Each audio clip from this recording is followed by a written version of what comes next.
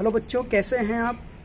आज के इस वीडियो में हम आप लोगों को electric field intensity due to the line charge और electric field intensity due to the long thin wire having linear charge density lambda के बारे में बात करेंगे। तो जैसे हमारे पास एक लाइन चार्ज है या लॉन्ग थिन वायर है, इसके कारण जिस पर यूनिफॉर्मली तरीके से क्या है चार्ज डिस्ट्रीब्यूटेड है और इसके कारण किसी पॉइंट पर हमको फील्ड फाइंड आउट करनी है। तो चलिए देखता हूं। Let us consider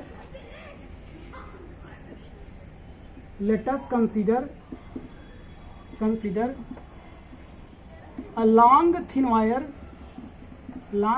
wire having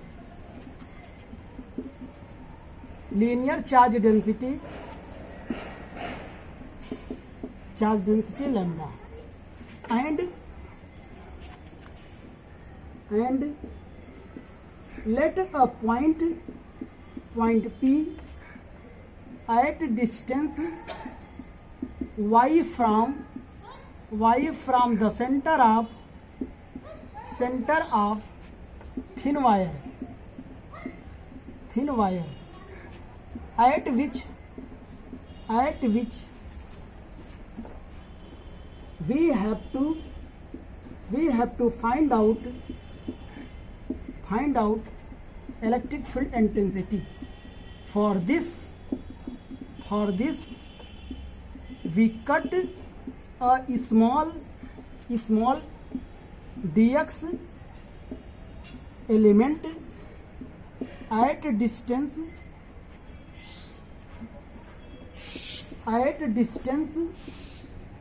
x from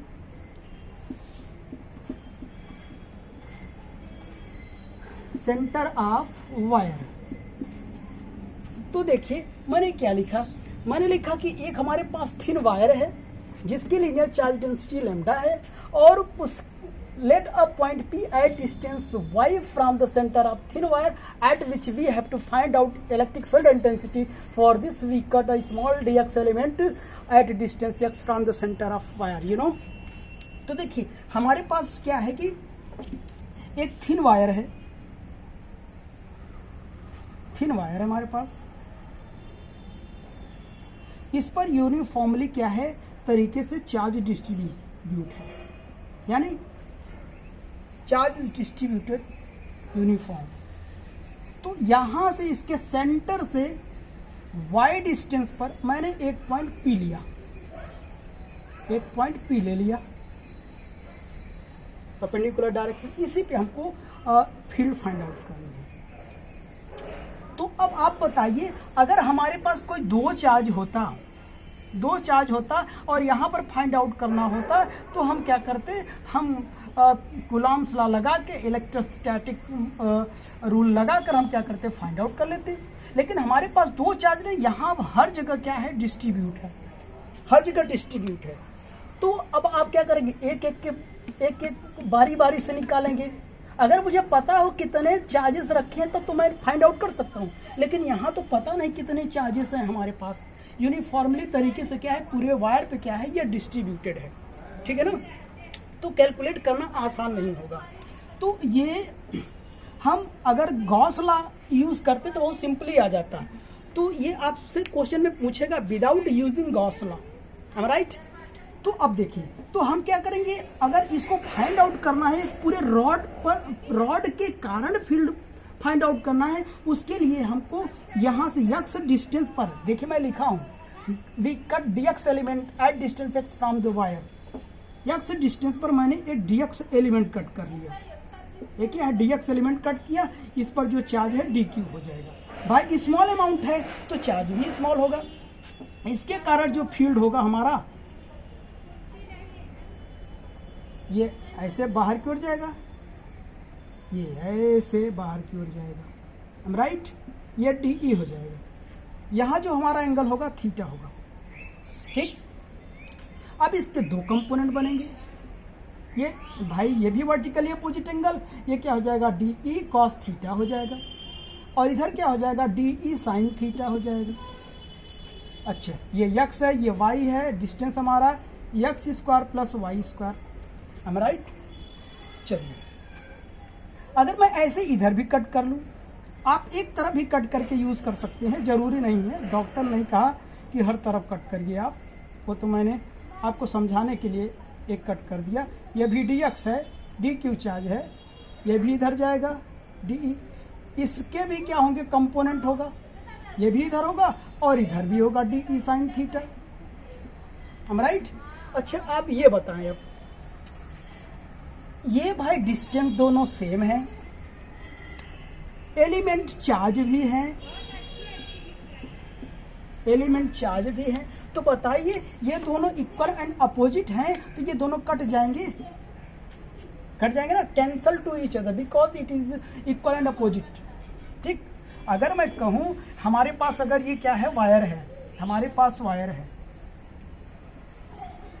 तो जो ओपी के परपेंडिकुलर डायरेक्शन में कंपोनेंट जो बनेंगे वो सारे एक दूसरे को कैंसल आउट कर देंगे, ठीक है ना, और उसके एलांग में जो होंगे वो क्या हो जाएंगे, ऐड हो जाएंगे। ठीक, तो अब देखिए, अब हमारे पास ऐसा है तो हम क्या करते हैं, यहाँ भी कट किया, यहाँ भी कट किया, यहाँ भी कट किया, ऐसे ऐसे बनता रहेगा, इसके एक कंपोनेंट इधर होते रहेंगे और इधर क्या, इधर होता रहेगा। इसी तरीके से इधर इधर वाले होंगे, इसके भी कंपोनेंट इधर होंगे, इधर होंगे, यानी ये सारे कंपोनेंट क्या होंगे, कैंसल्ड आउट हो जाएंगे और ओपी के एलांग जो कंपोनेंट होंगे सभी ऐड हो जाएंगे। तो ऐसे तो ऐड करेंगे नहीं हम, क्योंकि ये अननोन है रॉड कितनी लेंथ की है। तो हम दो चीज़ यूज़ कर सकते हैं, या तो समेसन यूज़ कर लीजिए या तो आप इंटीग्रेशन का यूज़ कर लीजिए। तो आइए हम इंटीग्रेशन का यूज़ करते हैं। ठीक, okay.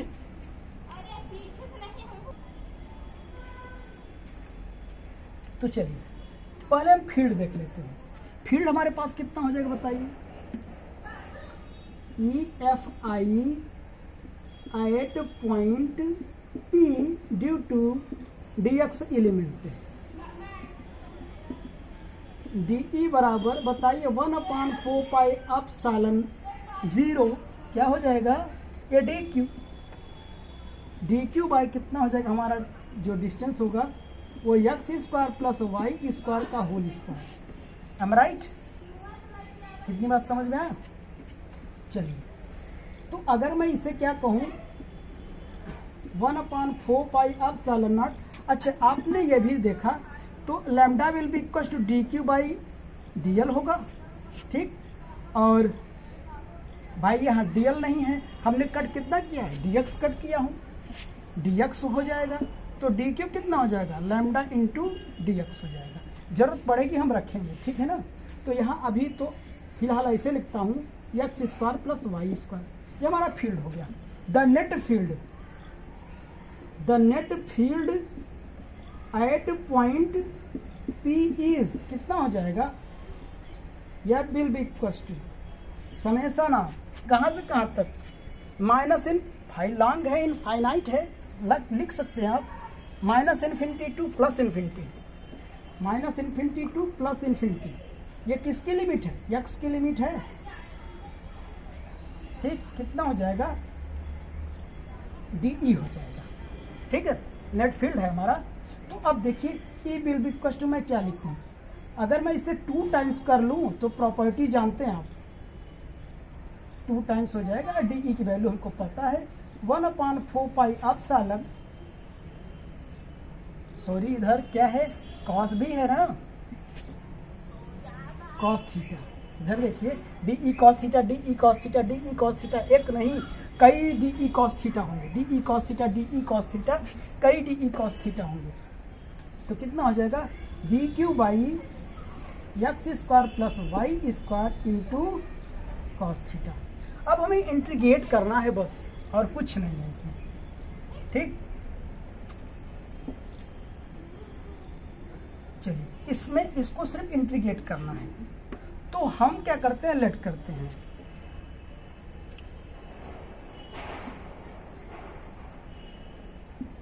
Late x will be equal to y tan theta. ठीक, तो dx will be equal to बताइए y sec² theta d theta.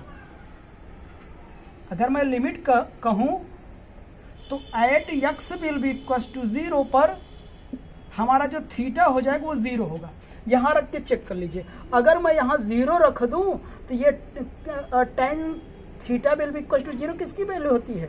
0 की होती है। और एट क्या, at x will be equal to infinity रख दूं, थीटा कितना हो जाएगा? π/2 हो जाएगा। कैसे हो जाएगा? अगर मैं यहाँ इन्फिनिटी रख दिया, अगर मैं यहाँ क्या रख दिया बच्चों? इन्फिनिटी यहाँ पे रख दिया, तो बताइए इन्फिनिटी हो जाएगा। tan किसकी वैल्यू इन्फिनिटी होती है? tan 90 की वैल्यू इन्फिनिटी होती है, ठीक है ना। लिमिट भी बदल गई, तो e will be equal to कितना हो जाएगा? चलिए e will be equal to 2 time, अब 0 to π/2 हो जाएगा। कितना? 0 to π/2, 0 to π/2 हो जाएगा। 1/4πε0 डी क्यू मैं लिखूं, लैम्डा इंटू डी एक्स लिखा इसकी वैल्यू, और x square plus y square into cos theta. एक लाइन और लिख लेता हूँ, तब लिखता हूँ 0 to π/2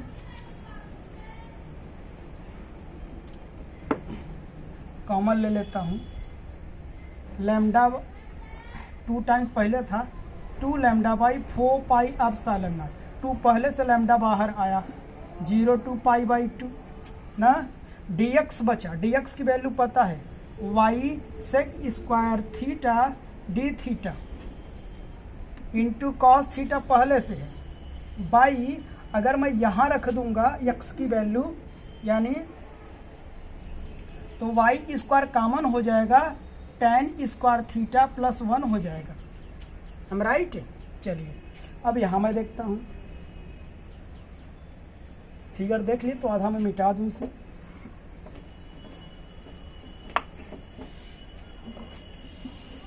अच्छा, अब देखिए e will be equal to 2 λ/4πε0 0 π/2। देखिए एक y से एक y कट जाएगा, sec square theta into cos theta by tan square theta plus 1 sec square theta हो जाएगा। हटा ही देता हूँ यार, दिक्कत हो रही है। यहाँ डी थीटा पहले से ही है, ये एक कट जाएगा। e will be equal to 2 λ/4πε0 0 to π/2, और कितना आ जाएगा? Cos theta d theta. e will be equal 2 λ/4πε0, ये कितना हो जाएगा? साइन थीटा 0 to π/2 हो जाएगा। e विल बी इक्वल 2 λ/4πε, कितना हो जाएगा? साइन π/2 माइनस साइन कितना हो जाएगा? साइन 0, ठीक। साइन 0 की वैल्यू 0, इसकी वैल्यू 1 होती है, ठीक।